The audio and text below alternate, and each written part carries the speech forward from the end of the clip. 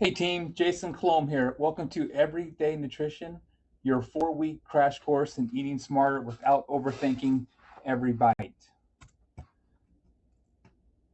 So just to give you a little bit about myself, I'm the wellness coordinator here at Lexington Medical Center. In the past, I've dropped over 60 pounds. I've done ultra running, peak death races, and I've done bodybuilding. And my passion is truly nutrition. I've done keto, vegan, carb cycling, you name it. I've done it all. So I've tested it, so you don't have to test it. My biggest passion is basically taking all nutrition garbage out there, essentially, all the pseudoscience and all the fads, and breaking it into real world tactics. So I promise no fads, no fluff, just practical strategies. These videos are going to be about 10 to 12, maybe 15 minutes long. You'll have the actual presentation, the actual ebook attached, which will have a lot more information if you want to dive deeper into each content. This is just kind of a real quick way to get what you need, since I know everybody's busy. As far as the raffles go, weekly raffles for trying the challenge at the end, or you can get to another raffle just by putting in the comments of this video a question or something you learned, and that's how you get in the raffles. So let's go. So basically what we're going to cover over the 4 weeks, we're going to cover this week nutrition basics. This is going to be, I'm just going to say it, the least exciting, but it builds the foundation.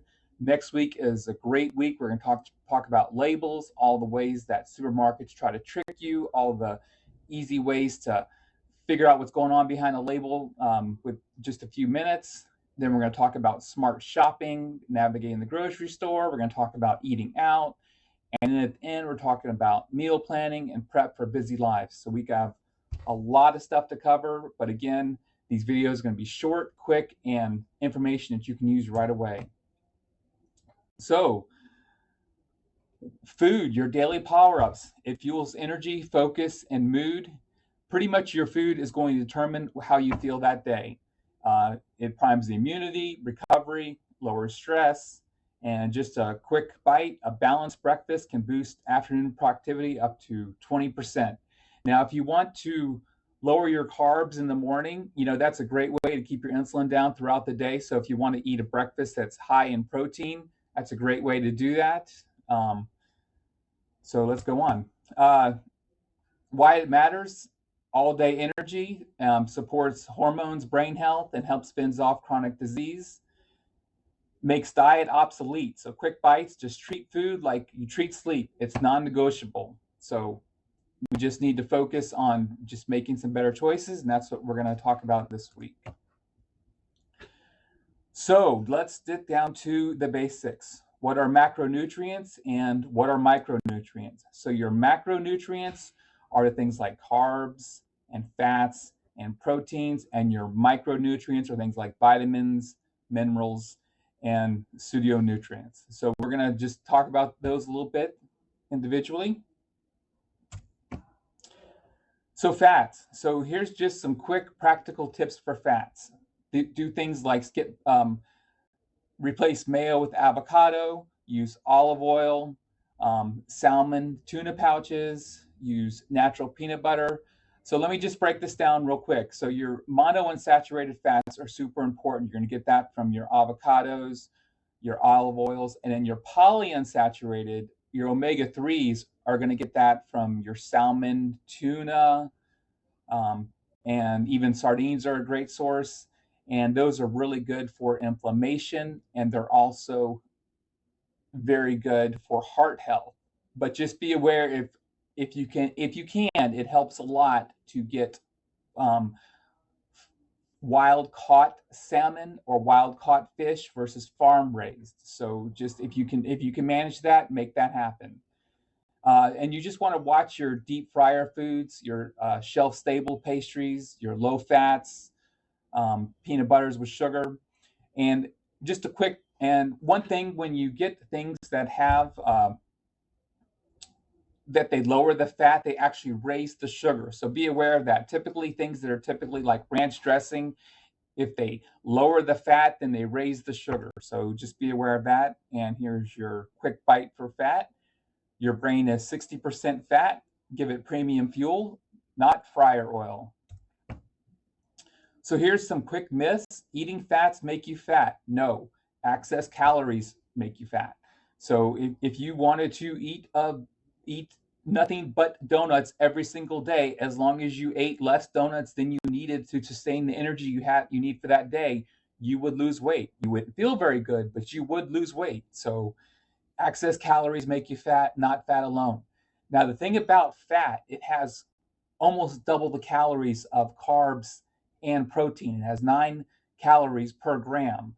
So that's why you have to be more aware of fat sources if you're not actually tracking your calories.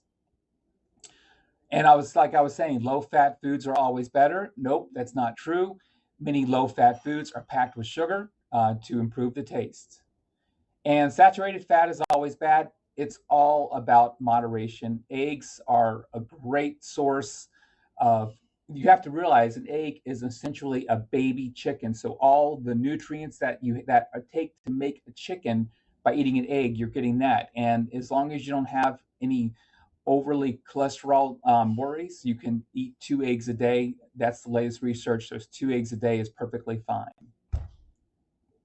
So remember, if you have any questions or anything, definitely post in the comments.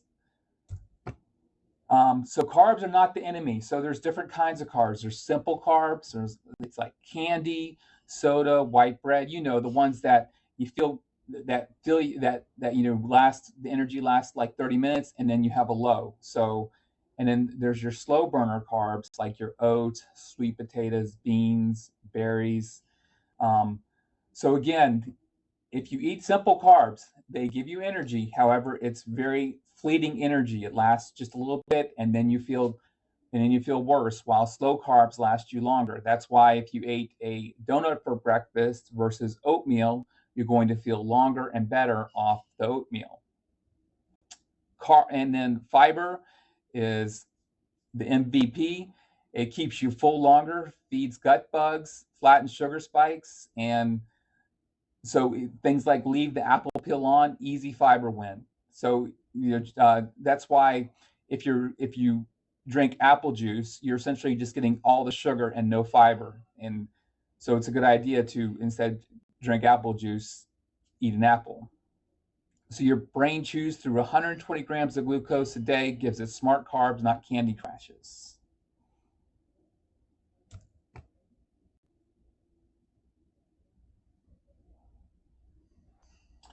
All right, so fiber, the unsung hero of nutrition, why it rocks. Sweeps the gut, smooths digestion, slows sugar spikes, feeds good gut bugs, happy immunity and mood.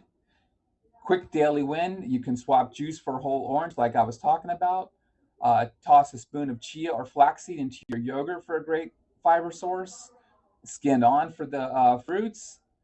And the goal here is women 25 and men 30. So just to give you some context here, if you just focused on nothing but fiber, and you just focused on getting, if you're a woman and you got 25 grams of fiber, you would tremendously increase your overall health just by making that one change.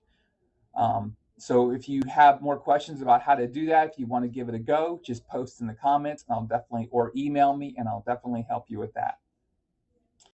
So hit the target, and cravings drop like bad Wi-Fi. Fuel longer and fewer snack attacks. So basically, what I'm saying here is, if you get enough fiber, you're going to feel great throughout the day.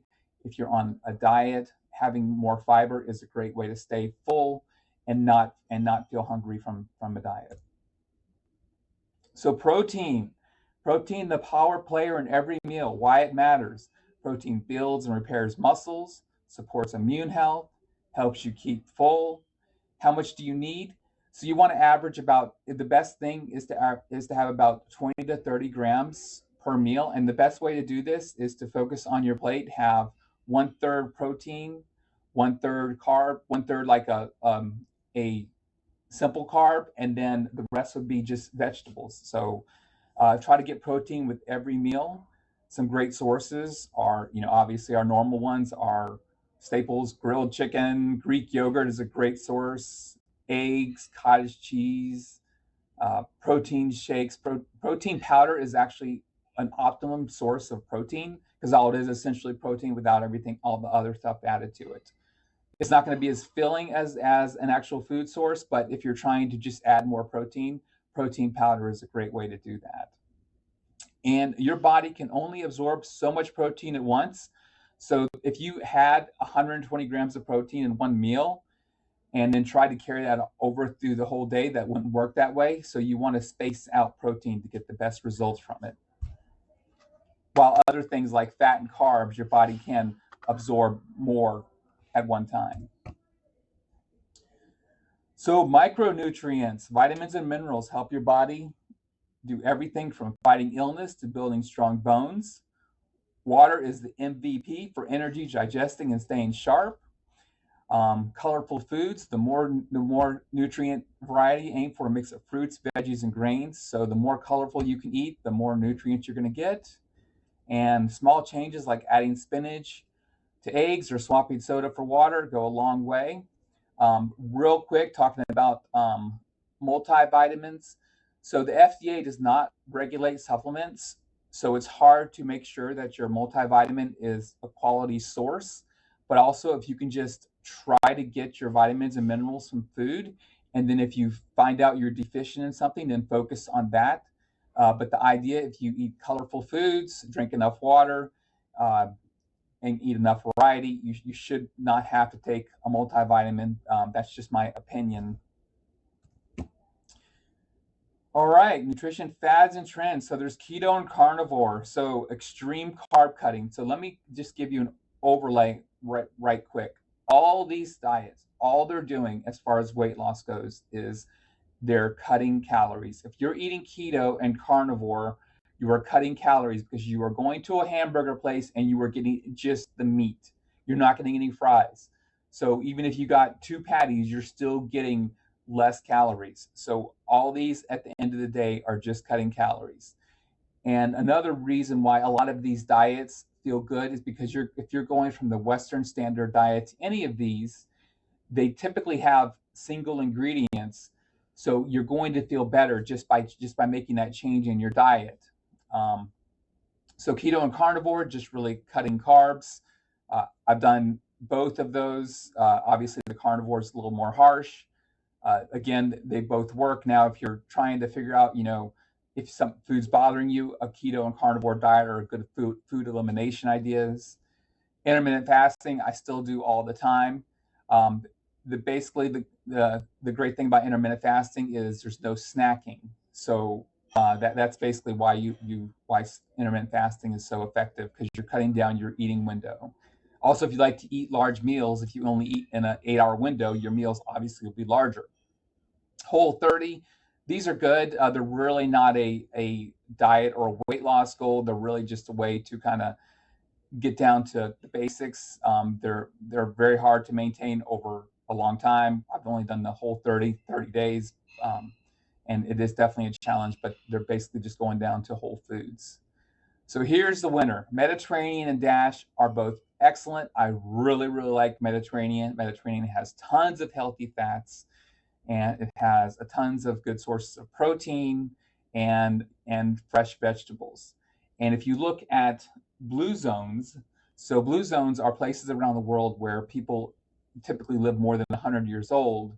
A lot of their diets, well, actually, all their diets are really Mediterranean diets. So that would be the gold star diet. Plant based. You have your vegetarian, then you have your pit, then you have your vegan. Great. It's easier now because there's so many options. However, it can be hard to make sure you get all the right macro nutrients that you need from such little variety. So every diet has pros and cons, and honestly, the best one is the one you can stick to. But I must say, the Mediterranean is, I think, the healthiest diet or way of eating that you can follow. All right, so use this no fuss method anywhere. Half your plate, veggies or fruit, palm sized portion, protein. So When I say about 30 to 20 grams of protein, we're thinking of the palm of your hand. Carbs, again, fist size portion. So smart carbs, rice, potatoes, these keep you full longer. And a thumb size portion of healthy fats. So olive oil, nuts, and avocado. And every plate doesn't have to be perfect. Just aim for, if you can focus on these things, have a palm size protein, have a fist size carbs, and fill the rest up with fruits and veggies, you will not be the same person in, a few months. So what did we learn today? So our action step is try building at least one balanced plate this week. So that's your challenge, is one balanced plate. And what does that look like? That looks like palm size portion of protein, a fist size portion of carbs, half your plate veggies, and then a thumb size portion of healthy fats. So if you could do one plate this week like that, and just email me, let me know, and then that puts you in for that raffle. And we have a bonus raffle if you just drop a question in the comments or if you share something. So I know this was quick, and I just want you to know that the actual ebook or the presentation for this, which has a ton more information, is attached to this email. I just wanted to make sure that I got the highlights by. So next week we're doing labels. You guys are going to love this. Labels is a very interesting one. I hope I didn't bore you much today. And that's all. Have a great day.